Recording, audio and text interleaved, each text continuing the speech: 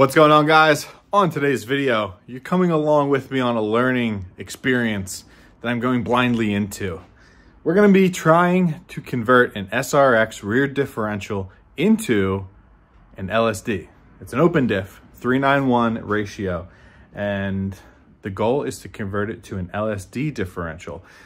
By doing that, it will allow me to have a better gear ratio in the car and avoid having to have it welded. Now, I know a lot of the guys insist on having a welded diff, but I had a welded in this car and I hated it. I mean, it ruined street driving. Not that I street drive my drift cars a lot, but I just like life with an LSD. So if we can make an LSD work in this thing, then I will be a happy camper. So let's jump into what I got going on here. What we have here is a Cadillac SRX, a 2006 rear differential. It's a 3:9:1 gear ratio, and it is an open diff. The LSD 3:9:1s are pretty hard to get your hands on, so I'm settling, you know?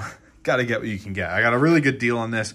When I was home for the holidays, I grabbed it from a recycler in New Jersey, and honestly, this thing is super clean. I was surprised on how clean the casing was, because I was like, oh, all right, maybe they just like sprayed it with some brake clean, but no, it was just dusty. So I was like, okay, good signs, good signs. And then I opened it up. I mean, the diff has like, well, obviously not right now, but it didn't have much backlash. And then when I opened it up, this diff fluid looks like it's in very good shape. It's still kind of clear. So this thing must have been serviced decently. So what I'm gonna do, I took the 10mm bolts off around the outside and I pulled the cover off.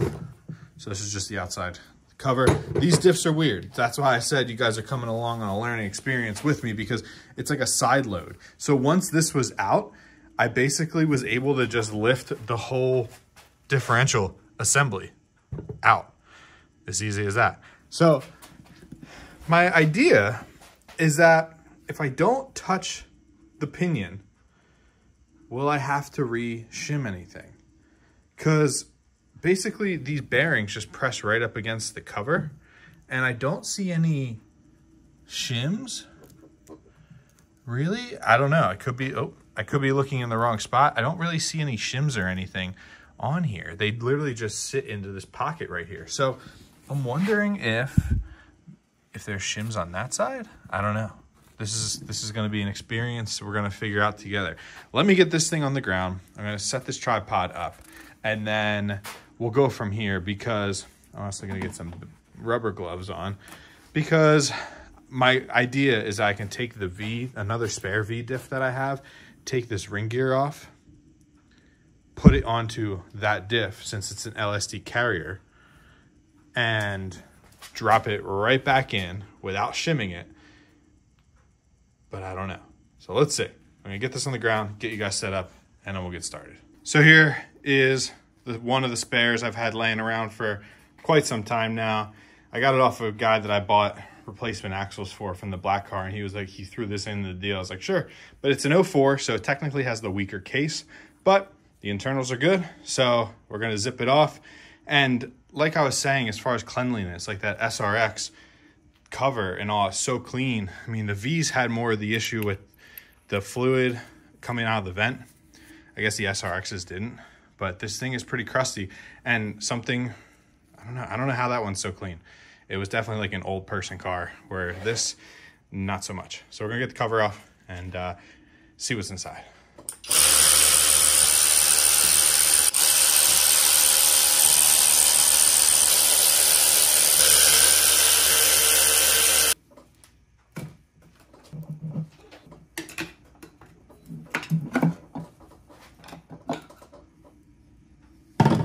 So, as you can see, we have this guy. That's the SRX diff.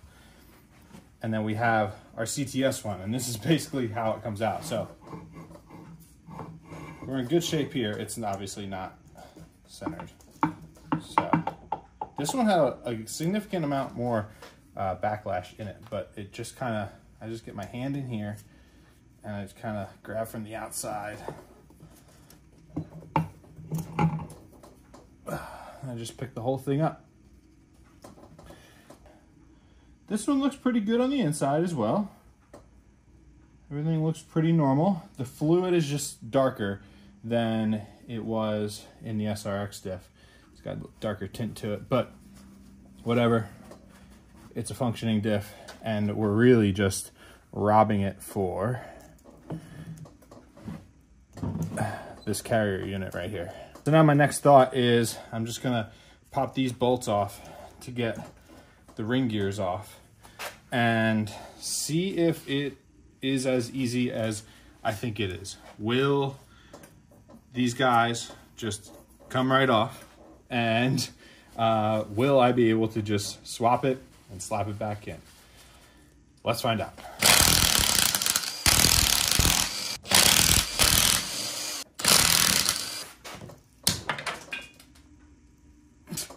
So my phone chose the perfect time to die, but I got the ring gear off of the V carrier, so I'm just kind of wiping everything down to dry it off.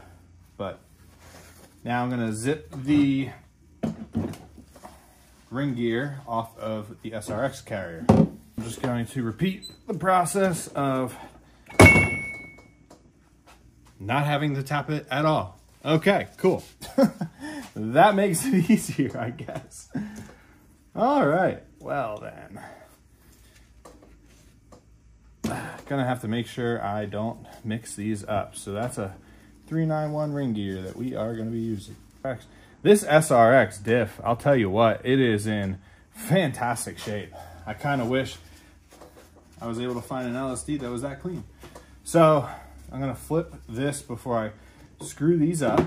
I'm gonna flip this guy upside down. I'm gonna keep repeating it to myself. CTS carrier are right here, and SRX ring gear are right here.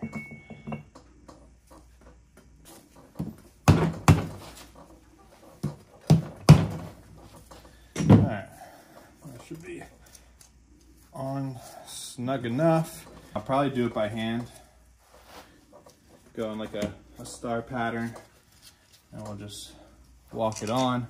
Is this the right way? Again, your guess is as good as mine. Or if you know, let me know down below, because I'm always interested to learn more about differentials. This is a new area for me.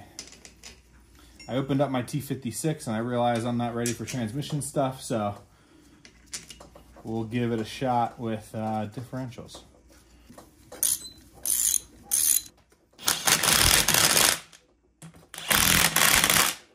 We have ourselves an assembled 391 LSD. Is it right? Let me know. Did I do it properly? Let me know. So I'm gonna put it in. I'm gonna see how much backlash I have. See what it feels like. All right, so diff casing is empty. I'm gonna try and lower this guy in properly, somewhat.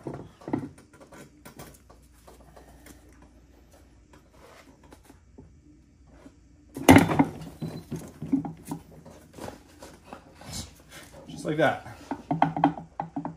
All right, now I think the only way to properly check this is to put the end on, because that's the only way this bearing will get centered. So you kind of put it over the bearing, and then you got this locator dowel right here, and then we'll throw a couple bolts through. Okay, so that should press on that and have everything centered. And honestly, I have just about the same little bit of backlash that I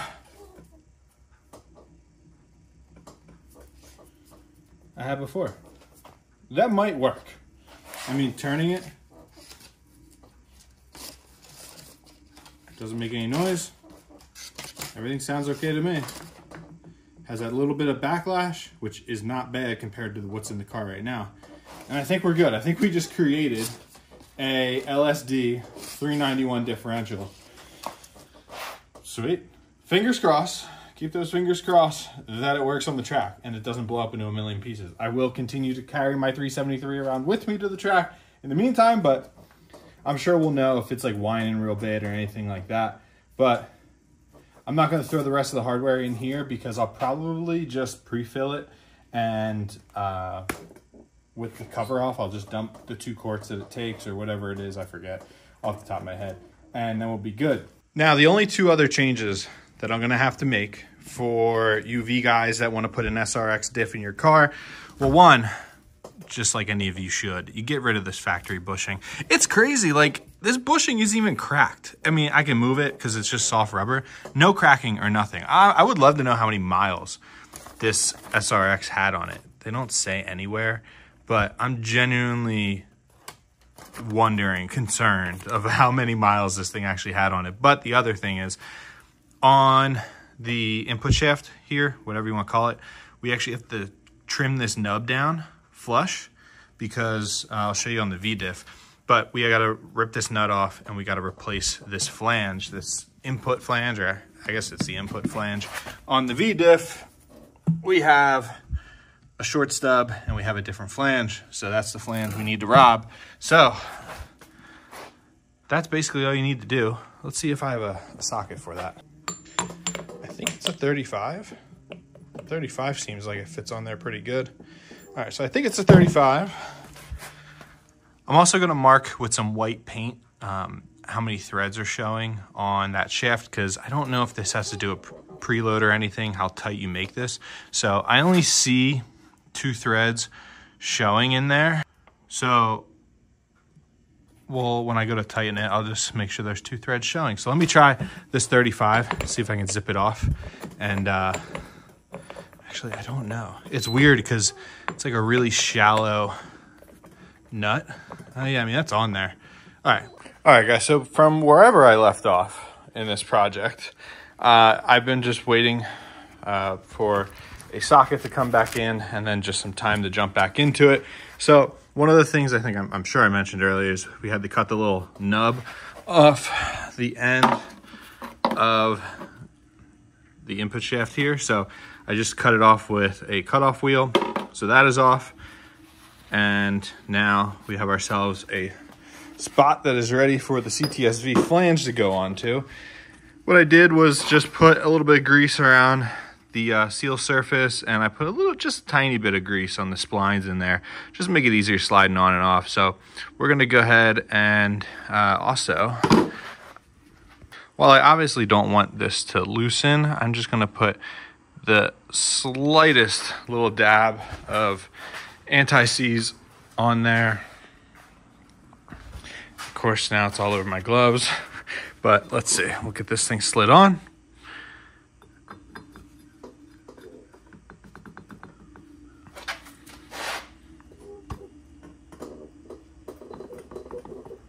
All right, so we got it in, we're good here.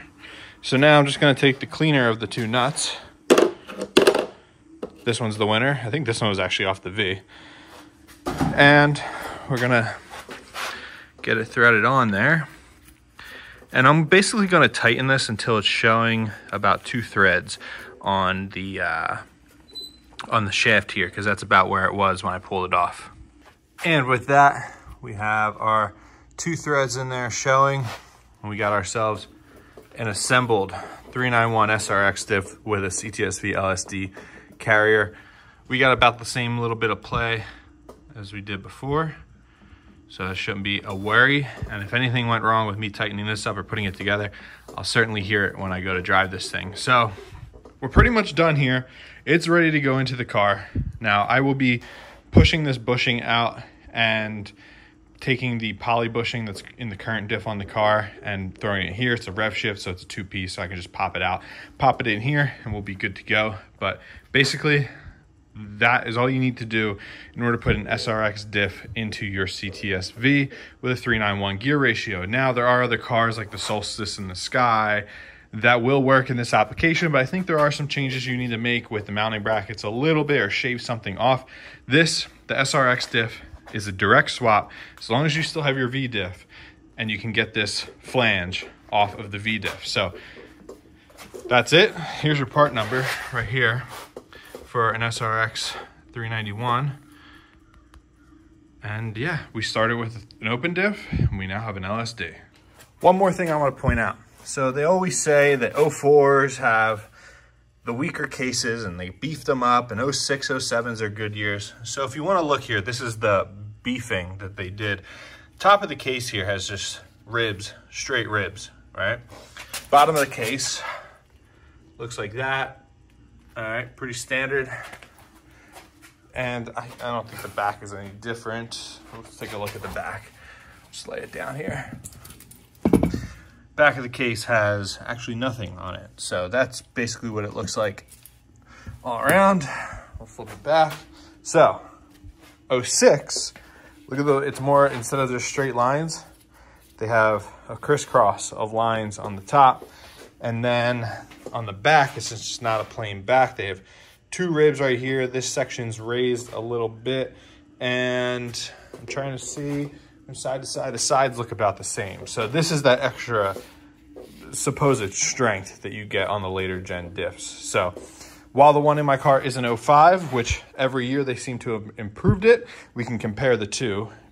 This is an 04, this is an 06. My black car is an 06, and the one coming out of the Drift V, it will be an 05, so we can do some comparison. But this is what they mean by having a beefier housing. So I don't really know if it actually does anything or not, but it is what it is. So while this video did span across a few days, weeks, I hope that you guys found it useful, and I hope that you guys can use this video to confidently take an SRX 391 differential and put it into your first gen CTS-V, whether or not you get an LSD SRX diff or not, because those LSD 391 SRX diffs are pretty hard to come by. And when they do pop up, they are a little more expensive. So you can save some money by taking the components out of your V diff and putting them into an open SRX differential. Now, don't get confused, because SRXs also had, I think, a 323 option, which also, I believe, don't hold me to it, I believe had an LSD option. So just make sure you're paying attention to the RPO codes that you're pulling the vehicle from, that it is in fact, and obviously the sticker that's on the diff, but that it is in fact a 391 diff. And if you have a donor V diff, it really doesn't matter if it's an LSD or not. So again, I hope you guys found this video helpful. I'm happy to finally wrap it up and wrap this project up, because we have a drift day coming up very soon at OSW, and I'm trying to get this 391, I'm trying to find the time to get the 391 in the car, because having that extra 100, 200 RPM in certain areas of a skid pad or tighter layout like OSW will be beneficial to me in running the car in second gear or shifting to third and having some more, being more in my power band. So thank you guys for watching this video. I will see you guys in the next one. Remember to like, comment, subscribe. Have a good rest of the night.